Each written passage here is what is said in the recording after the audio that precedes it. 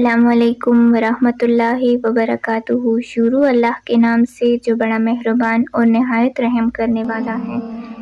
ایک بہت ہی پیاری حدیث ہے، اے انسان پر مصیبت اور بیماریاں کیوں آتی ہیں؟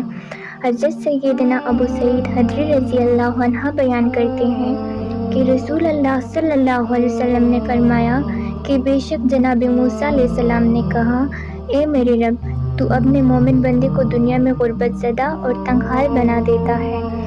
اتنے میں جناب موسیٰ علیہ السلام کے لیے جنت کا دروازہ کھول دیا ہے اور اس کی طرف دیکھنے لگے اور وہ اس کی طرف دیکھنے لگے۔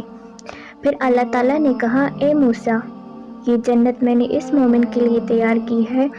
پھر جناب موسیٰ علیہ السلام نے کہا، اے میرے رب، تیری عزت کی قسم، تیری جلال کی قسم، اگر اس مومن کے دونوں ہاتھ اور پاؤں کٹے ہوئے ہوں اور پھر اس کو اس کی یوم ولادت سے لے کر روز قیامت تک چہرے کے بل گھسیٹا جاتا رہے، لیکن اگر اس کا انجام جنت ہو تو وہ تو یوں سمجھے گا کہ اس نے کبھی کوئی تنگی دیکھی ہی نہیں۔ پھر موسیٰ علیہ السلام نے کہا، اے میرے رب، تو نے اپنے کافر بندے کے لیے دنیا میں بڑی وسعت پیدا کی ہے۔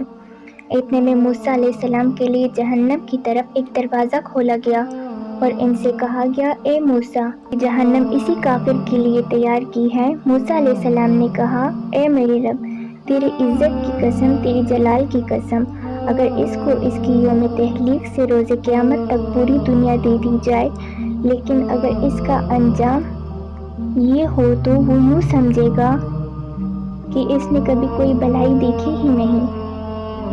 عمر رضی اللہ عنہ بیان کرتے ہیں کہ رسول اللہ صلی اللہ علیہ وآلہ وسلم نے فرمایا، امراض اور اس کے ثواب کا ذکر کیا تو فرمایا، جب مومن کو کوئی بیماری لاحق ہوتی ہے اور پھر اللہ تعالیٰ اس سے عافیت اور صحت عطا فرما دیتا ہے تو وہ مرض اس کے سابقہ گناہوں کا کفارہ اور مستقبل کے بارے میں بعض و نصیحت بن جاتی ہے، اور جب منافق بیمار ہوتا ہے تو پھر اسے عافیت عطا کر دی جاتی ہے تو وہ اس اونٹ کی طرح ہوتا ہے اسے اس کے گھر والوں نے باندھا رکھا ہو اور پھر انہوں نے چھوڑ دیا ہو۔ اس سے پتہ نہیں ہوتا کہ اسے کیوں باندھا تھا اور کیوں چھوڑا ہے۔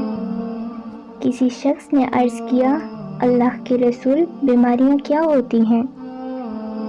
اللہ کی قسم، میں تو کبھی بیمار ہوا ہی نہیں۔ آپ صلی اللہ علیہ وسلم نے فرمایا، بیمار کے پاس سے چلے جاؤ، تم ہم میں سے نہیں۔ حضور اکرم صلی اللہ علیہ وسلم نے فرمایا کہ اللہ تعالیٰ اس شخص کے چہرے کو تر و تازہ رکھے جس نے میرے سے کوئی حدیث سنی اور پھر جیسی ہی سنی ویسی ہی آگے پہنچا دیا۔